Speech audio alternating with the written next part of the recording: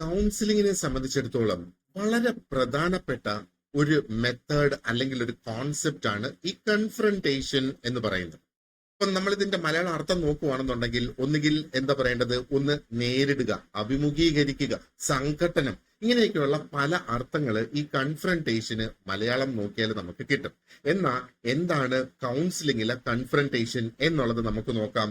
ഇതിനെ ബേസ് ചെയ്ത് ഒരു ചോദ്യം കഴിഞ്ഞ പരീക്ഷയിൽ ചോദിച്ചിട്ടുണ്ടായിരുന്നു. അത് ഇതാണ്: confrontation is a technique used by counsellors. അതാണ് സ്റ്റേറ്റ്മെന്റ്. കൺഫ്രണ്ടേഷൻ റെഫേഴ്സ് ടു, ഇതിന്റെ അർത്ഥം എന്താണ് എന്നുള്ളതാണ് ചോദ്യം. അപ്പൊ ഓപ്ഷൻ എയിൽ പറയുന്നത് എന്താണ്?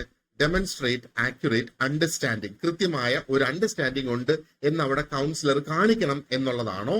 അതോ help A client change his or her view of A problem, ഒരു പ്രശ്നത്തിനെ കുറിച്ചുള്ള ആ ക്ലയന്റിന്റെ കാഴ്ചപ്പാട് മാറ്റിയെടുക്കുക എന്നുള്ളതാണോ? അതോ make A client aware of inconsistencies, ഒരു ക്ലയന്റിന്റെ മനസ്സിലുള്ള ഇൻകൺസിസ്റ്റൻസീസിനെ കുറിച്ച് ആ ക്ലയന്റിനെ ബോധവാനാക്കുക എന്നുള്ളതാണോ?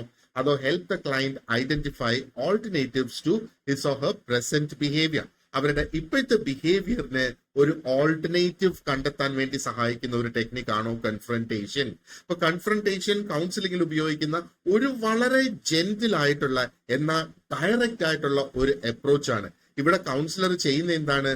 ആ ഒരു വ്യക്തിയുടെ മനസ്സിലുള്ള കോൺട്രഡിക്ഷൻസ്, ഓക്കെ, ആ ഒരു വ്യക്തിയുടെ ഫീലിങ്സിൽ, ആ ഒരു വ്യക്തിയുടെ ആക്ഷൻസിൽ ഉള്ള വിരോധാഭാസം അല്ലെങ്കിൽ കോൺട്രഡിക്ഷൻസ് ചൂണ്ടിക്കാണിച്ചു കൊടുക്കുക എന്നുള്ളതാണ്. അപ്പൊ ഇതെന്തിനാണ് ഈ ചൂണ്ടിക്കാണിച്ചു കൊടുക്കുന്നത്? ക്ലയന്റിന് നല്ല ഒരു ബോധം അല്ലെങ്കിൽ ഒരു ബോധ്യം ഉണ്ടാകും അവരുടെ ഇഷ്യൂസ് എന്താണ്. അങ്ങനെ അവർക്ക് ഒരു സെൽഫ് അവെയർനെസ് പ്രൊമോട്ട് ചെയ്ത് പേഴ്സണൽ ഗ്രോത്തിലേക്ക് എത്താനായിട്ട് സാധിക്കും. അപ്പൊ നമ്മുടെ കറക്റ്റ് ആൻസർ ഓപ്ഷൻ സി ആണ്. Make A client aware of his or her inconsistencies എന്നുള്ളതാണ് നമ്മുടെ കറക്റ്റ് ആൻസർ.